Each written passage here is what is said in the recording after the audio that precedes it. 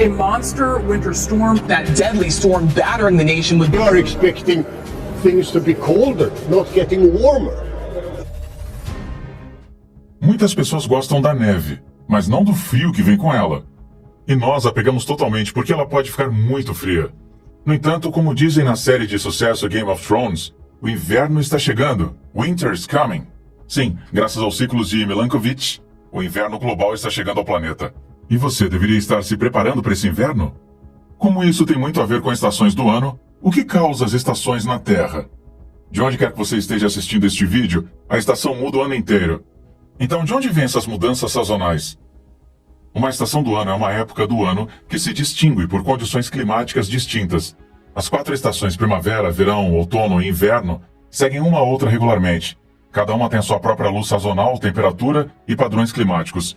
O inverno no hemisfério norte tipicamente começa em 21 ou 22 de dezembro. Este é o solstício de inverno, o dia com a menor quantidade de luz do dia. E o verão, com muito sol, começa oficialmente em 20 ou 21 de junho, o solstício de verão, que tem a maior quantidade de luz do dia do ano. A primavera e o outono começam nos equinócios, que são dias com igual quantidade de luz do dia e escuridão. O vernal ou equinócio da primavera ocorre em 20 ou 21 de março, enquanto que o outono, o equinócio, ocorre em 22 ou 23 de setembro. Curiosamente, as estações no hemisfério norte são o oposto direto daquelas no hemisfério sul. Isso significa que nossos amigos na Argentina, na Austrália, veem o inverno começando em junho. No hemisfério sul, o solstício de inverno é 20 ou 21 de junho, enquanto o solstício de verão, ou o dia mais longo do ano, sim, você adivinhou, é corretamente 21 ou 22 de dezembro. As estações têm um enorme impacto na vegetação e no crescimento das plantas. O tempo de inverno é tipicamente frio, com pouca luz do dia e crescimento limitado das plantas, criando uma tela bonita de se ver. Entretanto, na primavera, as plantas brotam, as folhas das árvores se desenrolam e as folhas, flores, florescem em uma profusão de cores que contrastam agradavelmente com o inverno. O verão é a estação mais quente, com mais luz do dia, então as plantas crescem rapidamente, mas as temperaturas caem no outono e muitas árvores perdem suas folhas. Além disso, nem todas as partes do planeta recebem as 4 estações por ano. Na verdade, apenas as latitudes médias têm um ano de 4 estações. As latitudes médias são áreas que não estão nem perto dos polos nem perto da linha do Equador. As estações diferem mais dramaticamente à medida que você viaja para o norte. Em meados de junho, Helsinki, Finlândia, tem 18,5 horas de luz do dia. Mas antes de você começar a fazer planos para se mudar para lá, a cidade recebe menos de 6 horas de luz do sol em meados de dezembro. No sul da Europa, Atenas, Grécia, tem uma variação menor. Em junho, tem 14,5 horas de luz do dia e 9,5 horas em dezembro. As variações sazonais são mínimas perto da linha do Equador. Ao longo do ano, elas têm aproximadamente a mesma quantidade de luz do dia e escuridão. Estes locais são quentes o ano todo. Regiões próximas à linha do Equador tipicamente têm estações chuvosas e secas alternadas. As regiões polares experimentam variações sazonais, apesar de serem mais frias do que outros lugares na Terra. A quantidade de luz do dia varia dramaticamente entre o verão e o inverno perto dos polos. Entre meados de maio e início de agosto, é claro o dia todo em Barrow, Alaska, a cidade mais setentrional dos Estados Unidos. Entre meados de novembro e janeiro, a cidade é completamente escura. Muitas pessoas assumem que as estações ocorrem devido à órbita elíptica da Terra ao redor do Sol, com o inverno ocorrendo quando a Terra está mais distante do Sol e o verão ocorrendo quando ela está mais próxima dela. A distância do nosso planeta do Sol, no entanto, tem pouco efeito no início das estações do ano. Na verdade, a Terra está mais próxima do Sol, ou em seu periélio, ao redor do solstício de inverno no hemisfério norte, e mais distante do Sol, ou em seu apélio, ao redor do solstício de verão no hemisfério norte. As estações do ano na Terra têm uma explicação diferente. O eixo da Terra é um polo imaginário que percorre o centro do planeta de cima a baixo. A Terra gira em torno deste polo uma vez a cada 24 horas. É por isso que temos dia e noite, e é por isso que cada parte da superfície da Terra experimenta algumas de ambas.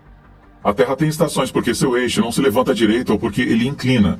Nós estamos inclinados a um ângulo de 23,5 graus em relação ao nosso plano orbital. Esta inclinação é conhecida nos círculos científicos como obliquidade. A distribuição da massa no planeta tem uma forte influência sobre a inclinação do eixo da Terra. A grande massa terrestre do hemisfério norte, os lençóis de gelo, fazem com que a Terra seja muito pesada. Imagine o que aconteceria se você girasse uma bola com um pedaço de chiclete colado perto do topo, com uma analogia para a obliquidade. Quando girada, o peso extra faria a bola se inclinar. Mas de onde a inclinação veio originalmente? Bem, há muito tempo atrás, quando a Terra era jovem, acredita-se que algo grande a atingiu e a jogou para fora do quilter. Como resultado, ao invés de girar com seu eixo reto para cima e para baixo, ela se inclina ligeiramente. A propósito, o nome da grande coisa que atingiu a Terra é Theia. Ela também fez um buraco no chão. Uma enorme quantidade de poeira e escombros foi lançada em órbita como resultado do grande golpe. Os cientistas acreditam que os escombros acabaram se tornando a nossa Lua. O eixo inclinado da Terra sempre aponta na mesma direção em que orbita o Sol. Como resultado, diferentes partes da Terra recebem luz solar direta durante todo o ano. A propósito, nós não estamos sozinhos nesta questão de inclinação. Outros planetas em nosso sistema solar também se inclinam em diferentes graus. Urano tem estações extremas e gira quase de lado a 97 graus. Vênus tem uma inclinação axial de 177,3 graus. Como resultado, Vênus tem apenas algumas estações do ano. O ângulo de inclinação não muda com o decorrer de um ano. Tome nota, no decorrer de um ano. Em outras palavras, o eixo norte da Terra sempre aponta na mesma direção no espaço. No momento, essa direção é mais ou menos em direção a Polaris, a estrela do norte. No entanto, conforme orbitamos o Sol, a orientação da inclinação da Terra em relação ao Sol, nossa fonte de luz e calor, muda.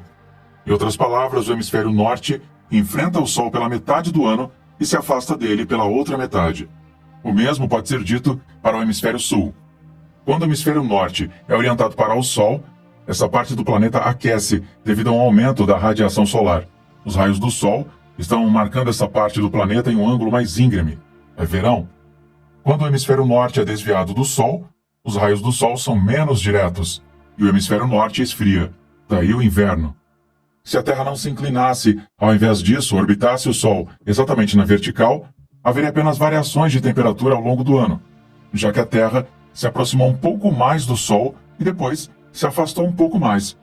Haveria também diferenças de temperatura desde o Equador até os polos, mas é desnecessário dizer que sem a inclinação da Terra, não teríamos mudanças sazonais maravilhosas e nossas associações com diferentes épocas do ano.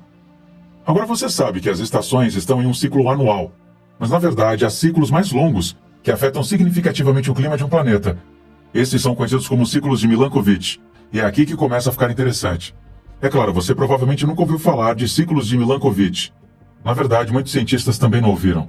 Os ciclos de Milankovitch são mudanças periódicas nas características orbitais de um planeta que controlam quanta luz solar ele recebeu ao longo de centenas de milhares de anos, afetando seu clima e habitabilidade. Os cientistas podem agora simular os ciclos de Milankovitch da Terra milhões de anos no passado e no futuro e comparar seus resultados com evidências encontradas em sedimentos geológicos em todo o mundo.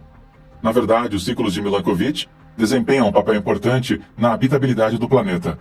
Os ciclos de Milankovitch têm o nome do matemático e astrônomo sérvio Milutin Milankovitch, que propôs que variações passadas no clima da Terra, evidenciadas por sedimentos geológicos, foram causadas por mudanças na quantidade de luz solar que chega ao planeta.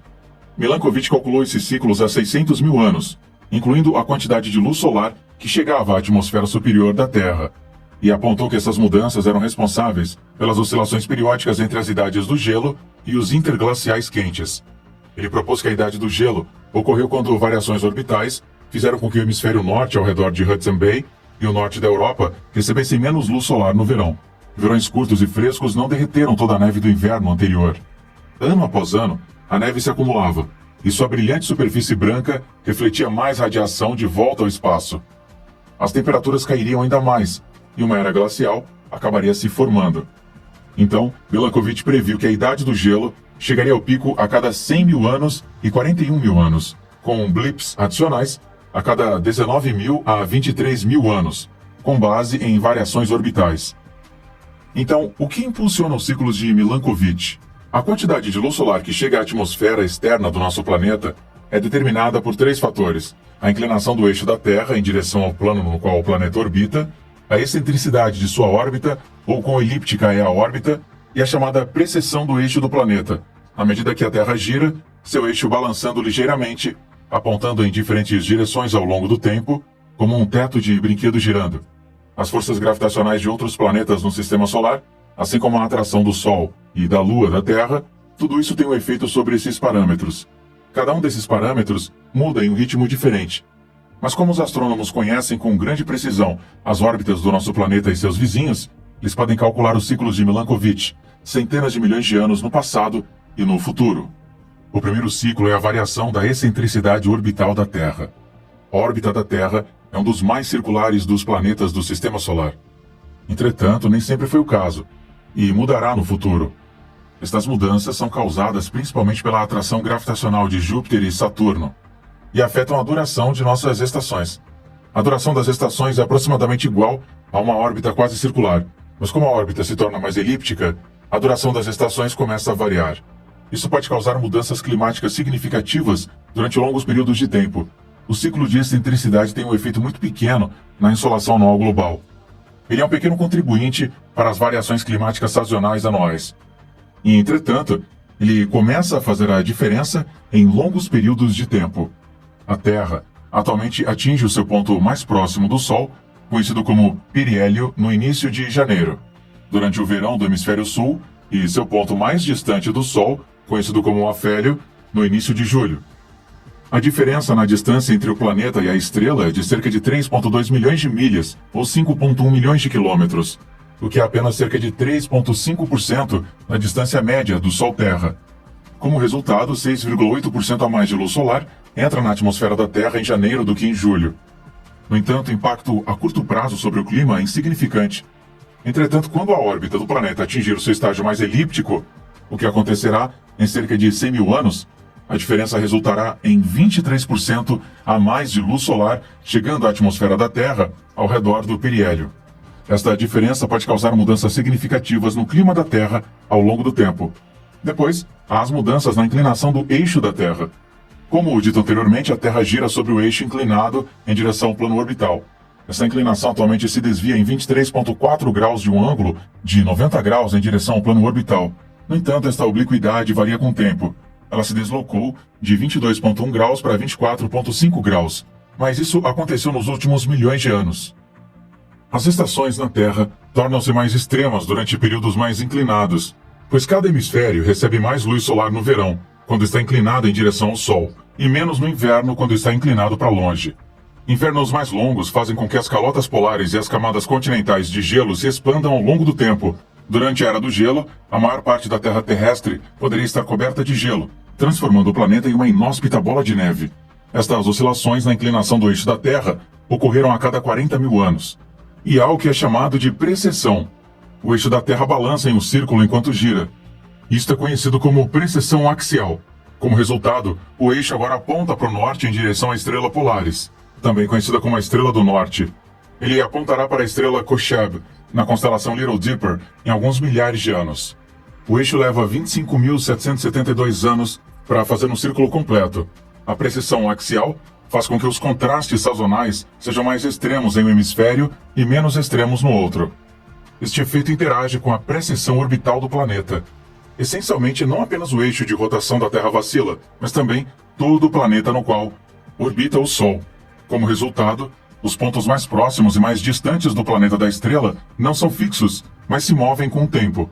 Atualmente, o perihélion ocorre durante o verão do Sul, mas em cerca de 13 mil anos, o hemisfério norte estará mais próximo da estrela durante os meses de verão. Estes ciclos de Milankovitch são reais? A evidência mais convincente de que os ciclos de Milankovitch governam o clima da Terra é que os cálculos astronômicos correspondem ao que os geólogos veem quando datam camadas de sedimento encontrados em áreas que uma vez formaram o leito do oceano. Os cientistas sabem que os ciclos de Milankovitch influenciaram a glaciação porque eles podem vê-la nos registros geológicos. O que eles veem? Por exemplo, há sempre um sedimento no fundo dos oceanos que se deposita lentamente. Quando há mais chuva, digamos, devido a mudanças na circulação global, haverá mais erosão e sedimentos de um certo tipo.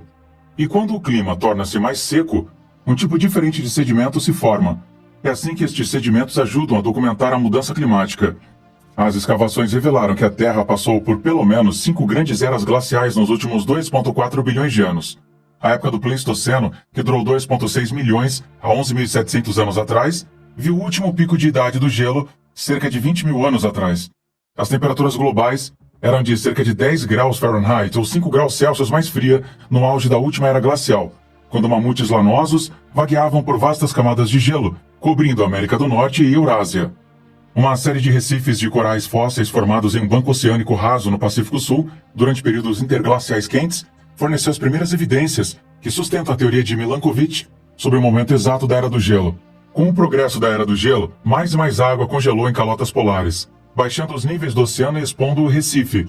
Quando o gelo derreteu, o oceano subiu e aqueceu, formando um novo recife. Ao mesmo tempo, o movimento das placas tectônicas móveis da Terra estava empurrando para cima da península na qual os recifes se formavam. Hoje, os recifes formam uma série visível de passos ao longo da costa de Papua Nova Guiné. Os recifes, cujas idades estavam bem definidas devido à decomposição do urânio no coral, mediam os milênios entre as idades do gelo. Eles também estabeleceram a duração máxima de cada idade glacial. Os intervalos caíram exatamente onde Milankovitch previu. Estes ciclos de Milankovitch tiveram sérios efeitos sobre a vida na Terra. Na verdade, os cientistas acreditam que a vida na Terra, como a conhecemos, só poderia ter surgido devido à natureza relativamente suave dos ciclos de Milankovitch no planeta. Russell Dietrich usa os ciclos de Milankovitch para prever a habitabilidade dos exoplanetas. Ele acredita que estar na chamada zona habitável, uma região ao redor da estrela central onde a água líquida pode existir, é insuficiente para suportar a vida em um planeta parecido com a Terra. De acordo com alguns estudos, ter fortes ciclos de Milankovitch, particularmente com grandes mudanças na obliquidade, pode, na verdade, ser benéfico para a habitabilidade. Ele tem o potencial de impedir que o planeta entre em um estado de bola de neve. Em outras pesquisas, entretanto, os cientistas descobriram o oposto.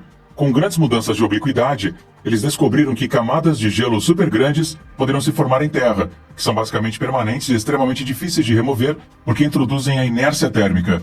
Portanto, o consenso é que quanto mais pronunciados os ciclos de Milankovitch, menos habitável é um planeta. Para entender os ciclos de Milankovitch de um exoplaneta, precisamos ter medições muito precisas, não apenas dos parâmetros orbitais do planeta, mas também dos parâmetros orbitais de todos os outros planetas do sistema. Isto porque os ciclos de Milankovitch são um fenômeno complexo, causado por perturbações de todos os outros planetas do sistema, assim como perturbações da estrela hospedeira e de quaisquer luas que o planeta possa ter. Além da Terra, Marte é o único planeta para o qual os cientistas têm dados suficientes para análises de seus ciclos de Milankovitch e seu impacto sobre o clima. Marte experimenta ciclos de Milankovitch muito mais extremos do que a Terra.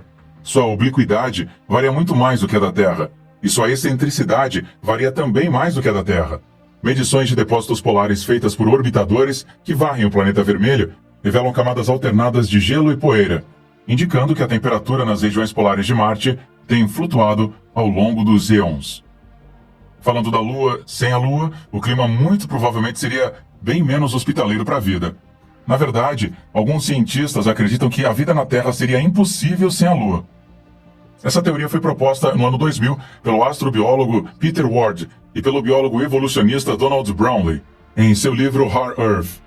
As duas hipóteses levantaram que a Lua grande e maciça exerce um torque na protuberância equatorial da Terra, ou o alargamento do planeta ao redor do Equador, o que estabiliza a precessão do eixo do planeta. Ward e Brownlee argumentaram que se a Lua não estivesse presente, o eixo da Terra oscilaria até 30 graus, resultando em flutuações climáticas muito mais pronunciadas. Apesar dos avanços na modelagem por computador, alguns mistérios permanecem sobre as mudanças climáticas da Terra e sobre os ciclos de Milankovitch. Por exemplo, de acordo com registros geológicos, o clima da Terra mudou com uma periodicidade de cerca de 100 mil anos, até 1,5 milhão de anos atrás. Estas variações corresponderiam a mudanças na excentricidade da órbita da Terra. Os sedimentos mais antigos, por outro lado, revelam um ciclo muito mais curto, de cerca de 40 mil anos, o que refletiria as mudanças na obliquidade do eixo da Terra. O que causou esta mudança abrupta é um mistério completo. Não faz sentido porque as mudanças da excentricidade são tão pequenas, e as mudanças resultantes na luz solar são tão pequenas que não esperaríamos que isso acontecesse. Isto significa que o planeta enfrentará mudanças climáticas severas no futuro. Nós tivemos um clima incrivelmente consistente nos últimos 10 mil anos. A agricultura não poderia começar até o período interglacial. A civilização humana floresceu nessa época. Mas é claro, nós estamos mexendo com o clima e alterando seriamente o planalto que temos desfrutado por milênios. O que acontece com o clima nas próximas décadas pode nos preparar para uma catástrofe climática muito mais antiga. Entretanto, esse ponto no tempo não chegaria por dezenas de milhares de anos. A próxima era do gelo poderia ocorrer em 50 mil anos. Isso significa que os ciclos de Milankovitch são o bode expiatório da atual mudança climática ao invés das atividades humanas? Bem, não, por múltiplas razões. Primeiro, os ciclos de Milankovitch operam em longas escalas de tempo que variam de dezenas a centenas de milhares de anos. Em contraste, o aquecimento atual da Terra tem ocorrido em escalas de tempo que vão de décadas a séculos.